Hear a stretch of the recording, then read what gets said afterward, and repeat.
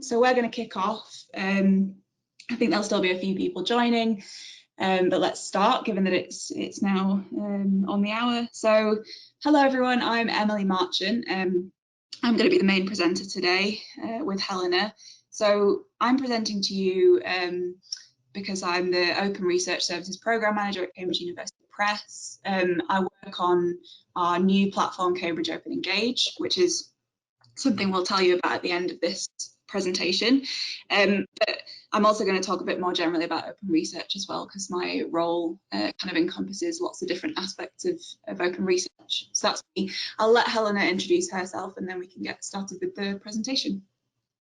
Hi, I'm Helena Dowson and I'm the Senior Product Owner for Cambridge Open Engage. So I work on the technology side, doing the sort of feature development of the site. Great, thanks Helena. So thank you all for joining. First of all, just some housekeeping, so a few bits about the practicalities of the webinar itself. So you've all been brought into the webinar in listen-only mode, which means that you won't be able to talk. However, there is a way for you to ask questions. So if you do have any questions, please pop them into the question pane in the GoToWebinar control panel. You should be able to find that there. You can ask your questions at any time and we're going to go through them all at the end. So we've got a couple of colleagues helping us to coordinate the questions and collate them, and we'll go through those during the Q&A at the end. We should have plenty of time to do that. So do feel free to ask throughout the presentation. That's absolutely fine, and we'll pick everything up at the end. If we're unable to get through all of the questions, there's quite a few of you joining today, we will be sending around a kind of collated written question list with the recording after the webinar. So if we don't get to your question in the time that we have today in the hour, we will get back to you in writing after the webinar. And then the last thing to mention is just that if you do have any technical difficulties with the tool itself, again, just pop that in the questions box and one of our organising team will do their best to help you out during the webinar. So just let us know if you're having any issues. So what are we going to cover today? I think my presentation is going to take around half an hour, and then Helena's going to give us a demo. So we should be done with the actual presentation in around 35-40 minutes, and then we'll have plenty of time for questions. And what I'm going to cover as I'm presenting, first of all, we're going to talk a little bit about what open research is and what we mean by it, the many different things that we mean when we talk about open research. And then we're going to zoom in and focus on the topic of today's webinar, which is really about the aspect of open research, which is sharing early and alternative research outputs. And I'll talk a bit about sort of why you might want to do that, how you might want to do that, and some decisions that you might want to think about when you're considering submitting your early research. Then, as I've mentioned, both Helena and I work on a new platform that we have at Cambridge University Press, which is called Cambridge Open Engage. So we'll tell you a bit more about that. And Helena's going to give you a demo, a very quick demo of that. And then we'll move on to questions. So, as I've said, just pop those in the questions box throughout and we can deal with them at the end. So just to start with what open research is. So I'm starting at this macro view so that we can kind of zoom in on the focus area that we're taking today. So the open research movement is really about barrier-free access to the different components of what go into research. So a lot of you will be familiar with open access, and that's a really well-established area, you know, the publication of, the formal publication of work that's openly accessible to readers through various different models. But we mean lots of other things too when we talk about open research. So I think we're talking about anything that is really about the principles of collaboration, transparency, the speed and accessibility of research and how it's shared. And that can mean lots of things beyond just the open access of formal publications. And we're going to talk about you know, a different aspect today, which is sharing early research. And I think it's important to note that all of these areas are changing very quickly. So this is a really quickly evolving area. Even open access, which is the most kind of well-established principle under open research, is still evolving very quickly. And so at Cambridge University Press, we're always thinking about different ways to support open research and support that barrier-free access to research. That's something that really feeds into our mission, which is what I wanted to talk about next. So our broad mission is to unlock people's potential with the best learning and research solutions. And this really complements the goals of the open research movement. So, as a department of the University of Cambridge, a lot of these principles of, collaboration, transparency, speed, accessibility, they fit so well with our mission as part of the university and as a non-profit publisher.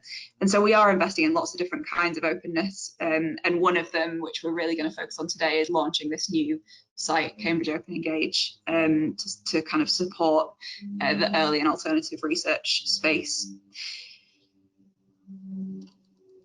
So let's quickly cover some of the trends that we're noticing in open research more generally before we zoom in and look at early research. So there's lots of themes in the research that we do with researchers, librarians, and different stakeholders that we work with around collaboration. So collaboration is growing. There are lots of opportunities for us to support it, especially across interdisciplinary boundaries.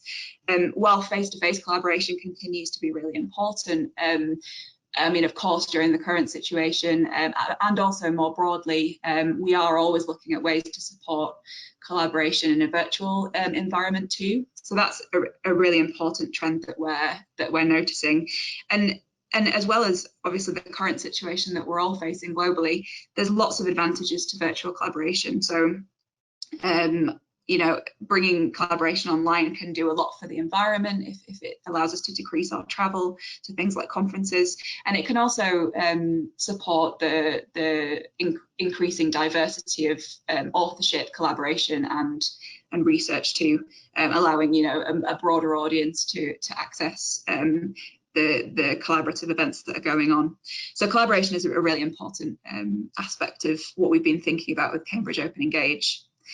There are different factors driving open research. So there's everything on the spectrum from strong, personal beliefs in the benefits of accessibility of research and open access, all the way through to, funder mandates and funder requirements and funder policies, which are kind of driving, I guess, from the top down. So there's lots of different factors in why this change is happening and what is accelerating it. There are huge benefits for the impact of research in an open world. So if research is made more accessible and more transparent, that often correlates with higher levels of impact. But it's important that we're careful about maintaining quality and research integrity, especially in the early research space. So one of the things that I'm going to talk about a little later is how we can make sure that early research is kind of shared appropriately and that we do the relevant kind of checks before putting it out there into the world. So we'll talk about that a little later. And then so one kind of strand under open research is the sharing of other kinds of output. So we've got a trend here around data sharing. Open data, I think, is a really important part of the open research agenda, alongside kind of protocols and methodologies and other kind of forms of alternative output. And I think one of the trends that we're noticing in our conversations with all of the different stakeholders we work with is that sharing of data is incredibly valuable, but there are some really important practical kind of concerns and things that need to be ironed out. So things like making sure that data is in reusable formats, making sure that we consider how data is reviewed, for example, if it's published alongside a formal publication, and making sure that kind of ethical privacy concerns are addressed, and that if there's any kind of commercial confidentiality with that data, we're also sensitive to that. So there's a few different kind of things that we need to be careful with there. And then another couple of trends on this slide. So as well as all of the kind of conceptual and kind of practical considerations that are going into these moving trends. It's important to note that as there are increasing tools and sites and services for researchers, and there's a great proliferation of options in the area of open research services and tools, user experience is incredibly important. So, expecting researchers to kind of navigate this proliferation of tools, one thing that we can do to make sure that that's easier is make sure that the user experience of the things that we're building is great, and also that they work together. So different integrations between, for example, authoring tools and the kind of early research sites, or between early research sites and journal submission, for example, are a couple of things that we're actively thinking about. So streamlining that kind of user experience and user journey is going to be important in kind of driving all of these changes. So that's a bit of an overview of where we're at with open research at the moment. And now I really want to zoom in on today's focus. So you can see here that I've kind of mapped out what we could be talking about today. So open research is the general heading. Under that, we've got open access formal publication, which is obviously the idea that you're submitting to an open access publication, and the work is being reviewed and published under an open license.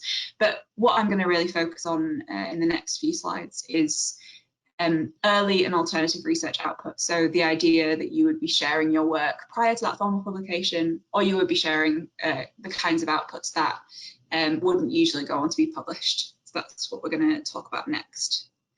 So what do we mean by this in a bit more detail? First of all, I'll be talking about sharing work through dedicated early research sites like preprint servers, rather than places like ResearchGate and academia.edu. These latter function more as kind of social networking sites, and so I would really want to focus today on platforms and sites and services that are dedicated to applying kind of publication infrastructure and features to early research, and so getting it out there as part of the scholarly record, which you then might go on to share work on those scholarly collaboration networks, like those ones that I've mentioned. But I'm really going to be focusing on that kind of that dedicated preprint server or early research site. And here are some of the things that I'm sort of including as the kinds of output that might be shared in this way. So most of you will be probably most familiar with preprint servers as a kind of early research service. So preprints are early versions of articles that have not yet been formally accepted for publication. So that's one kind of output, I think a major kind of output that we're talking about when we're talking about early research and Cambridge Open Engage. But there's a few other things that it's important to note, and you could probably add to this list with other kinds of useful output that are not currently recognised as part of the formal publication process. So conference papers, of course, often those do go on to become something that is formally published, but they can exist as an output in their own right. Same with conference posters and presentations. So these are often really useful outputs that could be citable by other researchers, and so they're very valuable, and often hosting them somewhere so that other researchers are able to find them outside of the conference itself is a really valuable thing to be doing for the furtherance of your kind of research goals. Data sets we've already mentioned, that's another, I guess, alternative output, although sometimes these are also published alongside the kind of formal publication, but they also have a place in the early research space earlier in that journey. And then other things like code, again, similar to data sets, can also be formally published, but has a place in the early research space, and protocols and methodologies. So a lot of those last 3 points are really about the reproducibility of your research and allowing other researchers to access the way that you did the research originally, and therefore build on it in a much more focused and informed way. And so you've kind of got two camps there, I guess. You've got your conference related outputs, which are often really useful as citable objects, and you've got those underpinning outputs that sit underneath the research that might have usually have gone on to be formally published as well. So now I'm going to talk through some of the commonly asked questions that we get asked about Cambridge Open Engage and early research in general. This is one of them. So how should I choose the best place to share my early and alternative research? So it's definitely worth saying that there are lots of different disciplinary, multidisciplinary sharing sites for early research. Some of them are researcher run, some of them are owned by funders, some of them are owned by publishers. So there are lots of different options, and that will vary depending on which discipline you're working in. But I just wanted to give you here a list of things that you might want to consider when you're looking at sharing your early research.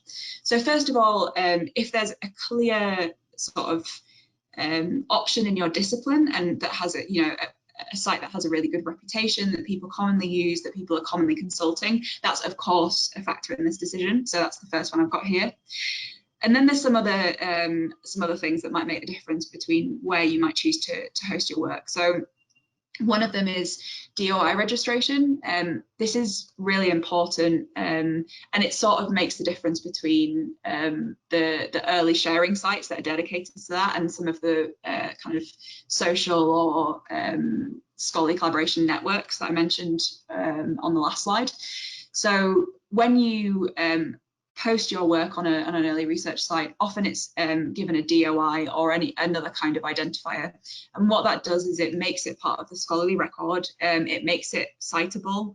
It means that its information is registered with indexing services and places like Crossref. And so you should be looking for that as a kind of a service to sort of give your work the credence of being posted in a dedicated early research space. It also means that because that metadata about the research is registered, it can avoid things like scooping, because your kind of authorship and the date of that authorship and so on is sort of formally recorded as part of the scholarly record. So that can be a really important point in lots of different ways.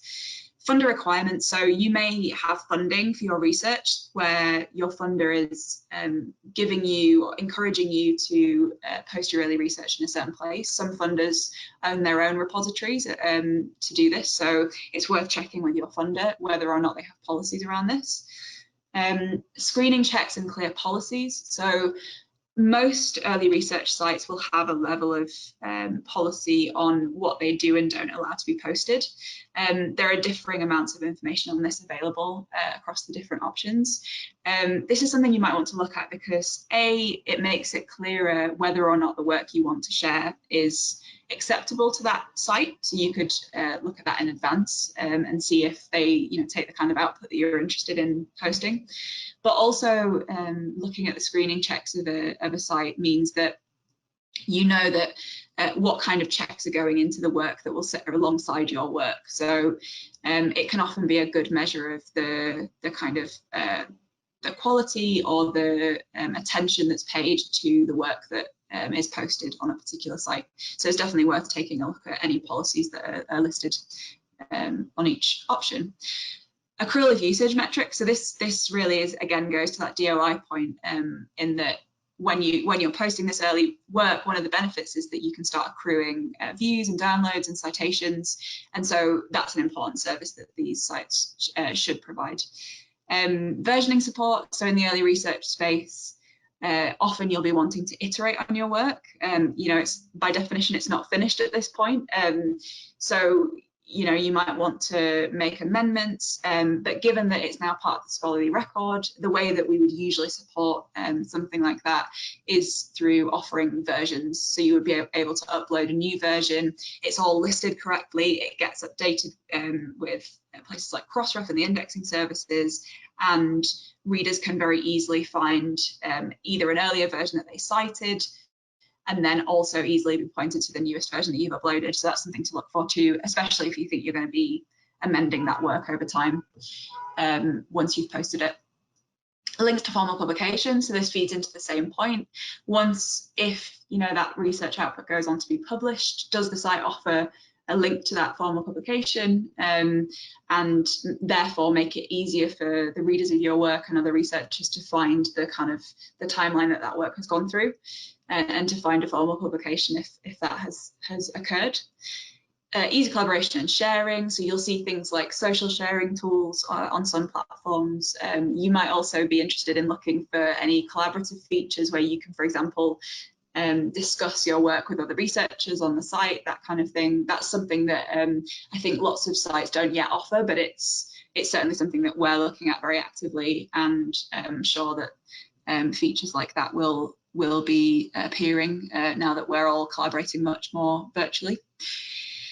Content types that match your goals. So when I say content types, I mean that list on the previous slide. So what kind of things are you going to want to be sharing, and does the site offer that? Do you want to share posters? Do they only offer preprints? If so, you might need to find somewhere that offers the content types that you would like to host. Ongoing development and long-term preservation. So these are kind of two sides of the same coin. So first, that, you know, taking a look at any indicators that a site has a level of continuing development, it's going to be improved over time. It has, you know, for example, a roadmap that's visible, which is something we're doing with Cambridge Open Engage. And you can see that there's attention being paid to the development of the site and adding in new features. And long-term preservation, which I guess is the other side of this, which is that the site has some level of commitment to preserve your content over the long term, even if the site goes on to shut down or change in some way.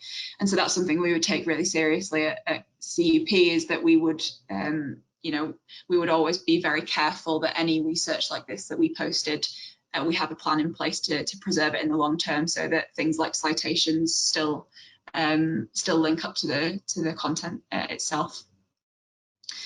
And then the last thing, which goes to that point I made earlier about making sure that it's we kind of manage the risks of sharing early research, which by definition, you know, isn't reviewed and isn't finished. It's good to look for indications on the early research sites that this is clearly early research and has not yet been formally accepted for publication as well, just so that that's very clear to other researchers. So here are some benefits and reasons why you might do this. So one of them is obviously faster dissemination. Often if you're waiting for formal publication, which takes a while given the fact that it has to go through peer review, and that, you know, something that then the articles have to go through production and things like that before they're published, sharing early research can really give you the opportunity to get research out before that formal publication, and therefore, like, while you're waiting for those additional checks and services to be applied. Secondly, it allows you to gather feedback on your work. So especially as collaborative features are added to these services, posting early research could, you know, give you the option to hear from peers and colleagues about changes that could be made to that work even before you submit it to a journal, and that can really streamline then the peer review process and so on, because you're sort of working on the work with others before it's submitted, and that's something that lots of people do anyway informally, but posting early research on a site like this can offer a kind of broader audience for that, which can always be useful, you know, to hear a diversity of perspectives on your work. And that feeds into the next thing. So I think often these early research sites, you know, fully open, fully accessible for free. And so that can really allow you to disseminate your work more broadly, and find things like finding new collaborators, as I've said, getting that broader perspective on how you could improve your work as well. I think all of those top three really relate to preprints, so early versions of work you might go on to submit to a journal. But also these early research sites can give a home to outputs that wouldn't usually be published, as we've said. So making things like conference posters citable, allowing you to accrue usage and metrics and make impacts with outputs that might not have gone on to be published, you know, beyond the conference, for example, where you shared them.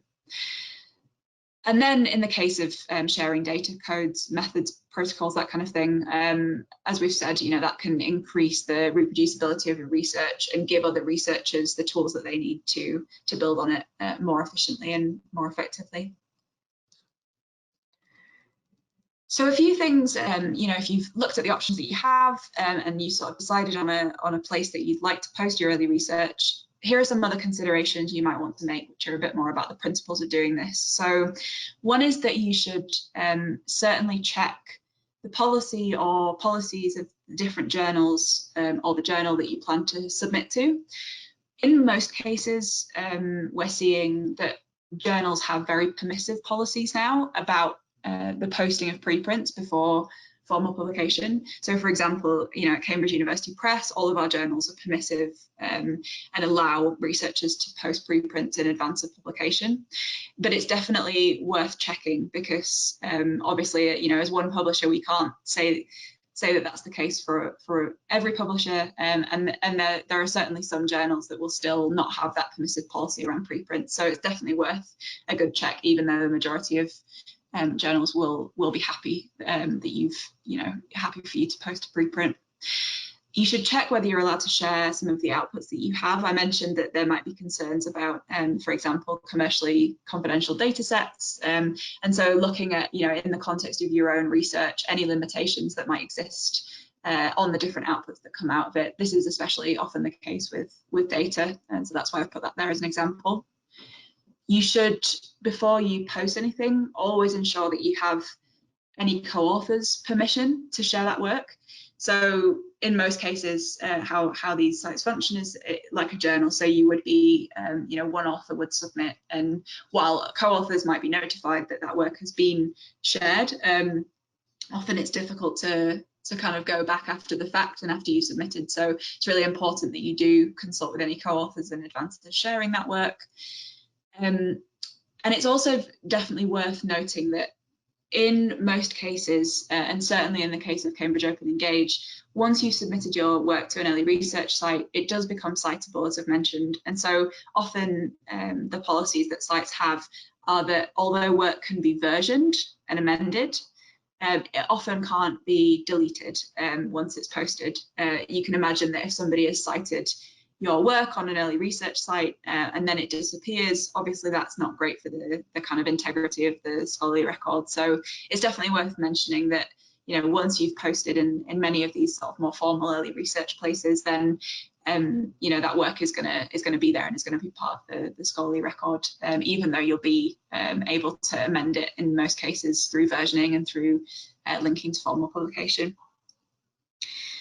So can you upload your early research in multiple places? Yes, in lots of cases, preprint servers have pretty open policies about things like this.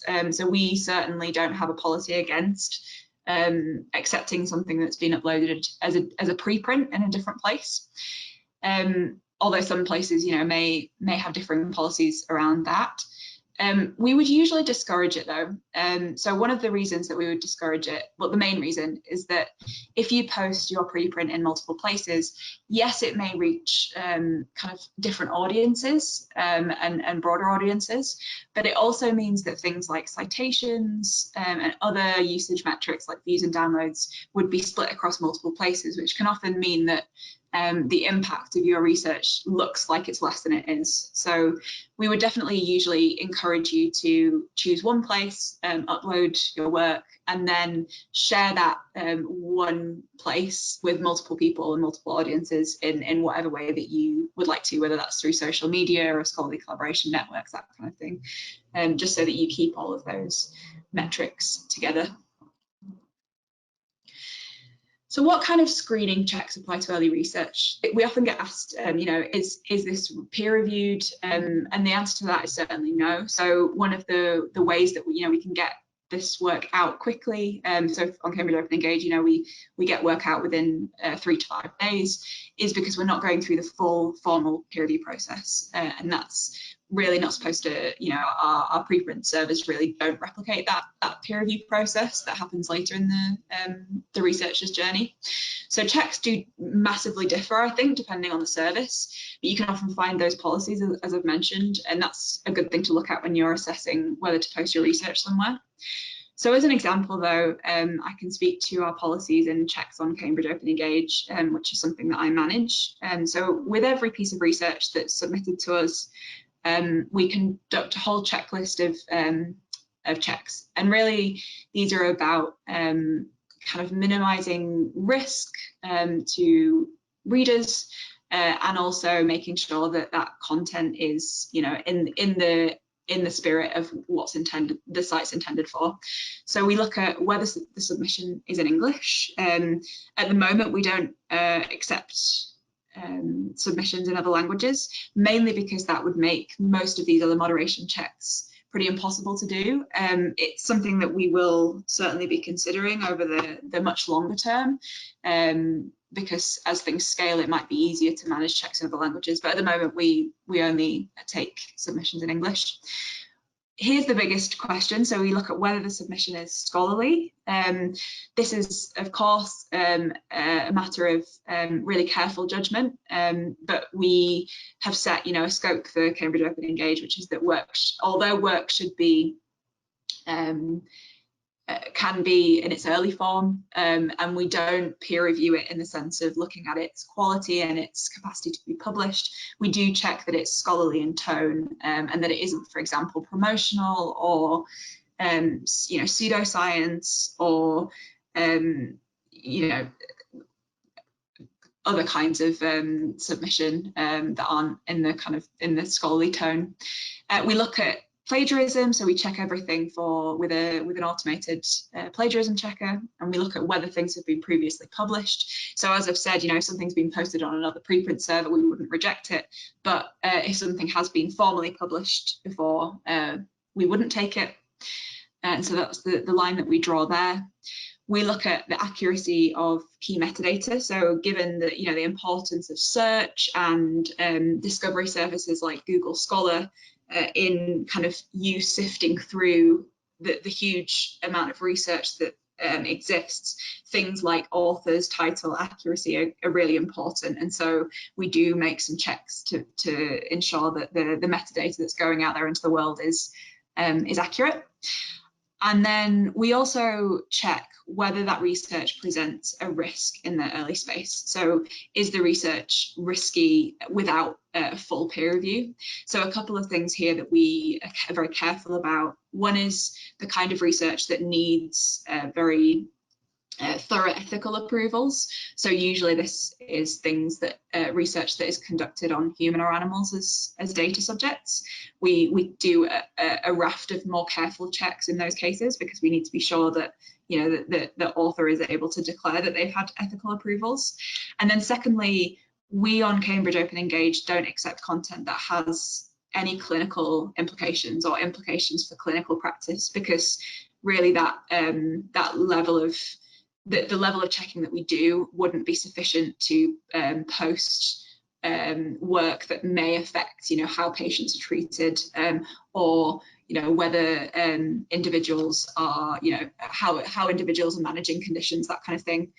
There is a service that does do that called medRxiv. So that's the kind of preprint server for medicine, and they have much more thorough checks. And so we would reject clinical content that comes into Cambridge Open Engage. So now we're going to tell you a bit about Cambridge Open Engage, and the link is here. I think we'll also share that in the follow-up that goes around. So very quickly, this is, I've alluded to it throughout, but this is our early and open research platform. Any member of the academic community can post preprints. We accept posters, presentations, and accompanying supplementary materials. So, you know, that can include things like data sets and code. Submitting and reading content are both completely free. Readers or people who just want to look at and download and view content don't need an account. They can just do that, but an account is required to submit content. We accept all the disciplines. We are a multidisciplinary publisher, but we, as I've said, we don't accept content that has implications for clinical practice. We moderate, but we don't peer review. And some of those checks that I've just shared with you, that's what we go through for each piece of content. That usually takes us, as I've said, around 3 to 5 days, depending on the level of complexity required. One of the things that's a bit different about Cambridge Open Engage is that as we've been building it, we've actually been working with a panel of over 200 researchers who have volunteered to help us. We call this co-creation. They've been building the site alongside us, effectively giving us ideas, discussing kind of important topics that feed into the development of the site. They represent a whole cross-section of different disciplines. And so we sort of committed to building this site on an ongoing basis with their input, and making sure that kind of user needs are really driving what we build and the features that we continue to add over time. We also have spaces for different organisations like societies on Cambridge Open Engage, so you can submit directly to us, but you can also submit to one of our partner spaces. At the moment we just have one, and that's for the American Political Science Association, or APSA, who are a political science society. And so those kind of spaces exist within the broader Cambridge Open Engage world, and that's something that you can look at if you're ever browsing. You can see if there's any partners that are relevant to you. And then, as I've said, we'll continue to develop the site. So the thing that we've launched already is there, and it's functional, and it's great. It's got some really good features. But we're continuing to build on those actively. So at the moment we're focusing on the kinds of functionality that are going to help you and other researchers collaborate and discuss content on the site itself. And we're also looking at some conference related features at the moment as well. So those are the kind of current focuses. Great, so I'm going to hand over to Helena, who's going to give you a quick demo, and then we can get on to questions.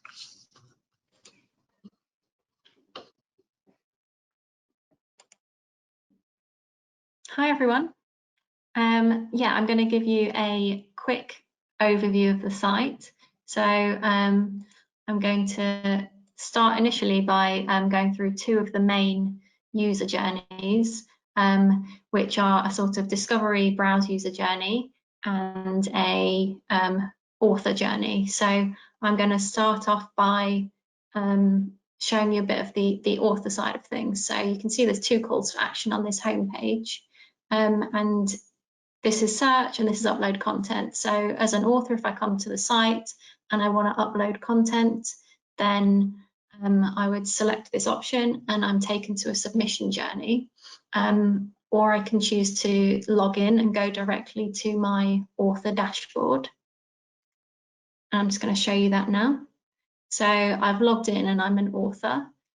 So this is where you can see all the content that you're working on or that you have submitted to the site. So you can see there's an option to upload, there's some metric options here, and then there is a listing here.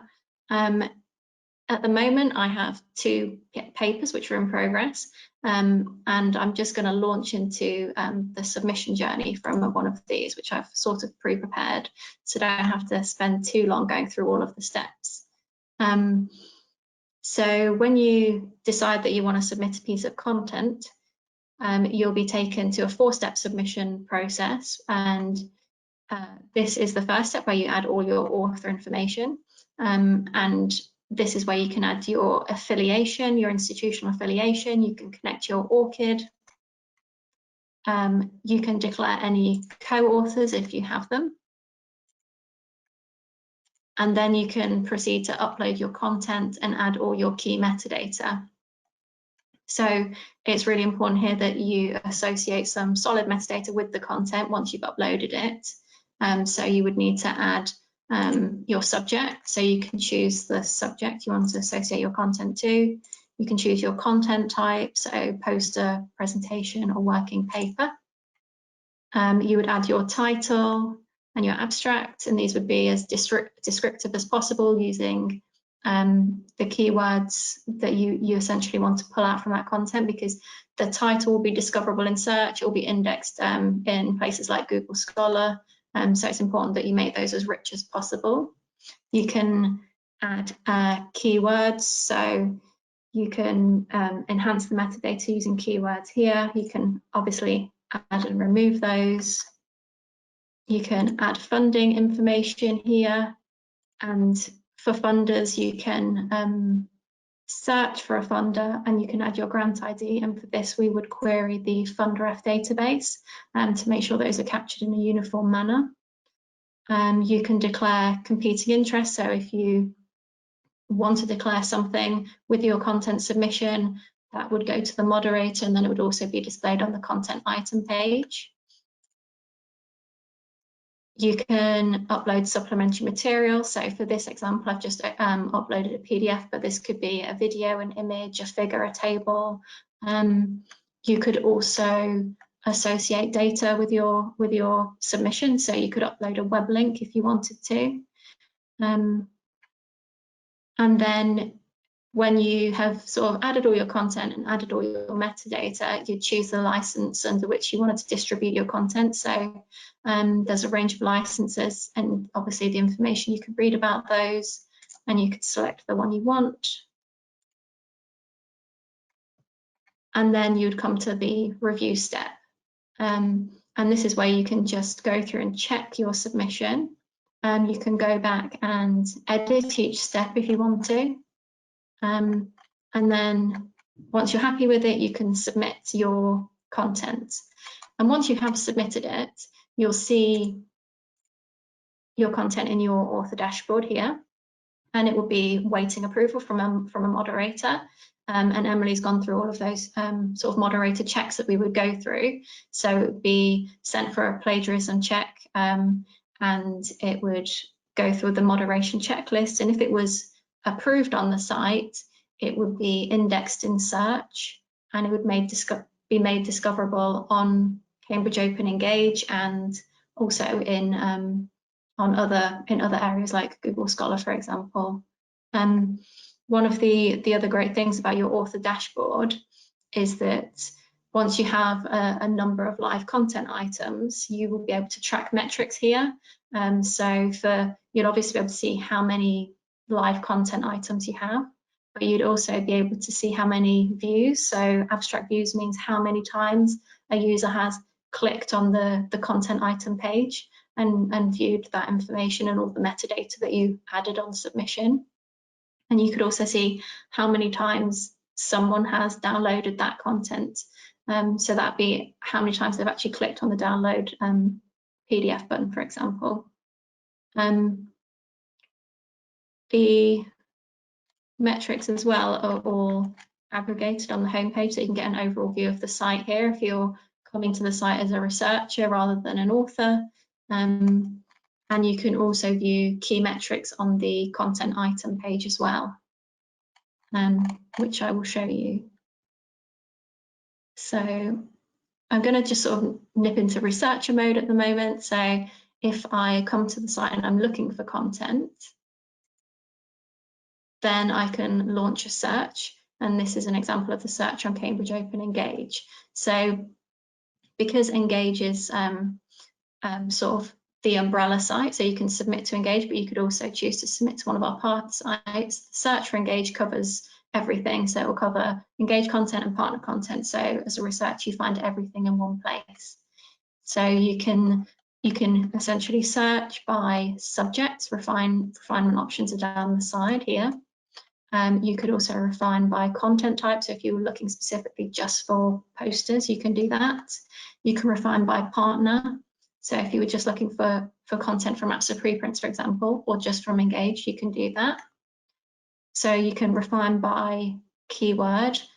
So those keywords that I entered on my submission form, those enhance the discoverability of the content for the researcher as well. So you could refine your search using keyword. You could also refine by author. So if you wanted to see all the content by a particular author, then you can do that. So I'm just going to show you a bit of a browse journey. So say if I was looking for something in history, and I come to this listing and I see that this content's got 500 views and I want to view it.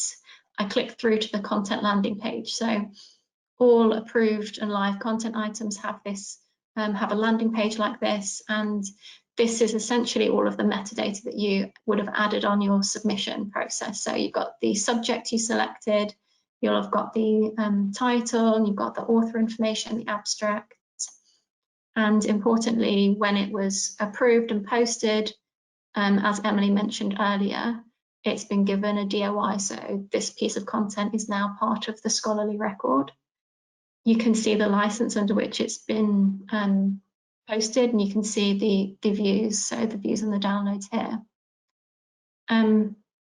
As Emily touched on earlier on, she mentioned versioning. So here you can see there's a section version history.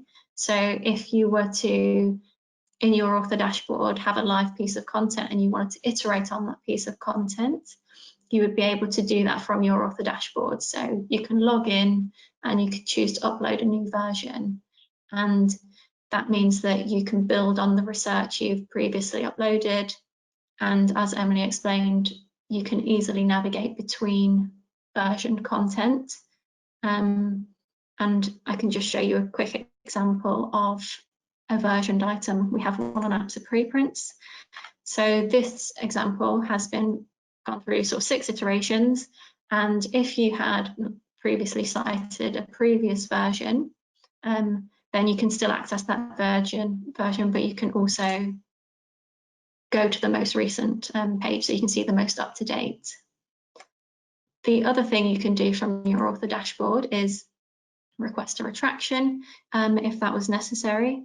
And as an author, this is sort of your main hub. And I'm just going to try and show you a little bit more of the browse journey very quickly as part of the discovery journey. So if I were to select browse, if you didn't want to do a specific search, you can also browse by subject, and you can delve into each subject for Engage or for our partners through this browse journey and find more content this way. I think that gives a good summary of the main user journeys for the researcher and the author. And I think we could probably go into questions. Great. So if I could get my screen back up again, brilliant. All right.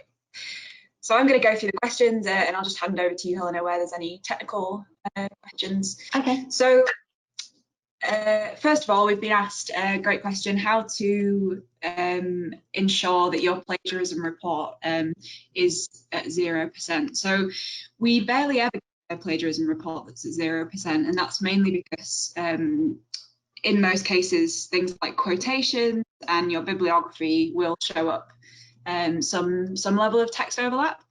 I think the main thing here is that if you are using kind of secondary sources, if you're quoting, if you're referencing other researchers and their work, the main thing is to just be very careful that you do that. You know, if you're taking text verbatim, it's in a quotation, and that you're providing the relevant reference in your work. So what we would usually do is when we look at our plagiarism report, we go through, we look at any areas where there is text overlap. There always is text overlap, and we check whether they are properly cited.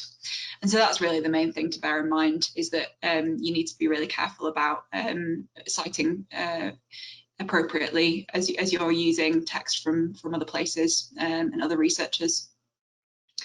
But we would expect some level of overlap in the majority of submissions.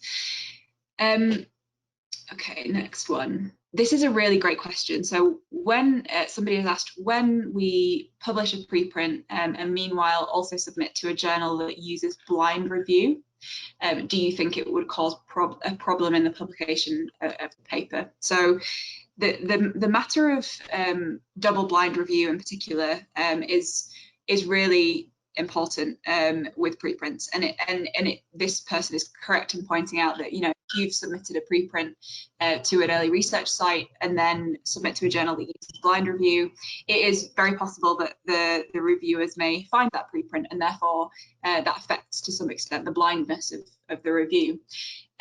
It's not a question with an easy answer. So one of the things that we're doing at the moment is working with some of our journals in the social sciences and humanities to explore this question, because that tends to be where we see the most double-blind review.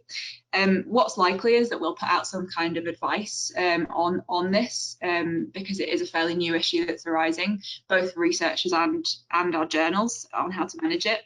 But it's certainly worth saying that this isn't a new problem. So the fact that blind review can become not blind exists already. So for example, if you work in a very small field, it's often very possible that your reviewers will know who the author of the paper is, because they are familiar with your work from other contexts. The same is true for conference papers. So if you present at a conference on a particular topic, and then that work goes into review at a journal, it's often the case that the reviewers would be able to guess at the identity of the authors because they've experienced that research at a conference. So it's certainly not a new problem. It is something that I think would be exacerbated by preprints. And I think what the kind of practical advice that I would have for now is, again, to check the policy of the journal that you're going to be submitting to start with.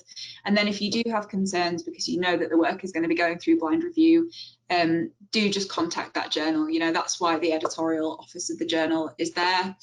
They'll be able to advise you on the most appropriate course of action. And in a lot of cases, that I think they'll still try to be permissive of that sharing of early research, but it's just very good to be transparent about what you plan to do and take the journal's advice on what they'd like you to do practically in the short term. But yeah, I think watch this space, because this is something that is being discussed by lots of different publishers at the moment, and we plan to work together to put out some advice on this in the near future. Okay, so the next question I have here is, does posting a preprint increase the risk of my research being scooped? Again, another really good question, and it's something that we get asked quite a bit when we're at conferences and that kind of thing, speaking to researchers. So of course, putting your research out early means that it's more accessible to more people. So there is a sense of risk there. But I would encourage you to, in the context of the checklist that I shared with you on how to choose an early research space, I would encourage you to consider the fact that if you put your research out in a legitimate early research site that offers, DOI registration and all of those things I talked about around sending metadata to the relevant indexing services and to Crossref, then what's really happening when you share your early research is that you're asserting your authorship of it. And so it's kind of become part of the scholarly record much sooner than it would have done otherwise. What that means is that you have a kind of, you have a formal record of the fact that you this research exists and that you and or others were the authors of it. So I would say that there's two sides of that coin, and in the majority of cases I'd probably advise that scooping is more of a risk if you're sharing work early through some of the less formal kind of scholarly sharing sites, because they often in some cases they won't offer that kind of DOI registration aspect, and so I think that's something to bear in mind. But it's a fantastic question, and I think that's an important point, is choose somewhere that's going to allow you to assert your authorship in that way as part of the scholarly record. Somebody has asked, journals often ask whether work has been submitted elsewhere during the submission journey to a journal, and should a preprint be declared in that case? Yes, so I would say in all cases it's best to be as transparent as possible about what has happened to that research before it's published. And so in the majority of cases I would say as you're submitting work to a journal, if a preprint exists, then you should be transparent about that. You should report that. Often, and I think increasingly, there will be ways that the journal can help in terms of linking up the preprint version with the publication version, and so it's something that I think it's important to declare. Often a journal, when they're asking whether work has been submitted elsewhere, they're often not referring to submission as a preprint though. So I think, again, it's best to contact the journal and check their policy and ask them sort of how they would prefer for you to declare the earlier version. In the majority of cases, that has it been submitted elsewhere question is really referring to has it been submitted elsewhere for formal publication. But having said that, you should definitely declare to the journal if a preprint of the work exists, because it just allows that link up between the early research space and the formal publication. Yeah, and just to follow up on that, if your preprint was posted on Cambridge Open Engage, if it then went to be published formally in a journal, we would be able to add that link, so that versioning history will become even richer. So you'd see your iterations of your early research, as well as the link to the final peer-reviewed publication. Yeah, great point, Helena. So we do offer that on Engage, and I think a couple of other services do the same thing. Okay, just moving on. So I'm just choosing something that we haven't already answered. There's a couple of questions about language, so I'll just reiterate quickly. On Cambridge Open Engage, we only accept research that's in English. What I should have mentioned when I was talking about the different options that exist, though, is that there are some services that are regionally focused. So it's certainly worth checking as you look around whether or not there is a dedicated preprint site for the language that you would like to post in, and there will be some services too that offer multiple language support. So yeah, we just take English language research, but do take a look around and see if there's other options for you if you'd like to submit in a different language. Somebody has asked, how will open research influence readership and use in terms of having too much information, as we already do on the internet? Yeah, so another great question. It's certainly true that the sharing of earlier versions of research means the sharing of more research, and so our attitude to this really at Cambridge is that that's a good thing. So if there is research out there that could be valuable to someone, then it should be shared, and transparency is great, and it's gonna add to the efficiency and reproducibility of research and science. However, the practical problem does exist of this kind of proliferation of content, and we do understand that. So I guess this is somewhat what I was alluding to earlier when I was talking about how user journeys and kind of the streamlining of different services is really important, as is the creation of new tools and services which we're seeing that help researchers to help you to kind of filter through all of that content. So a couple of things on our side that I think are worth mentioning. Over the sort of medium to longer term, we are looking at ways that we can help the discovery of content, for example, using services that kind of machine learning services that offer up content that's relevant to you in a more intelligent way. So that's one thing that we're doing. I think the other important point is that versioning feature that Helena mentioned. So as opposed to having like 6 different items that are available to you to look at, it's important that on the technical side we reflect the fact that this thing might have 6 versions, but actually you only really need to pay attention to this one because it's the most recent, and or you can just go to this version because it's the formally published one. So I think there's a lot we can do on the technical side as well to kind of ease that journey. So there's lots of answers to that question, but it's certainly something that we're looking at very actively. Do we provide a DOI for all the versions of the preprint? That's a quick question. Yes, yeah. We do. I'll let Helena talk to this.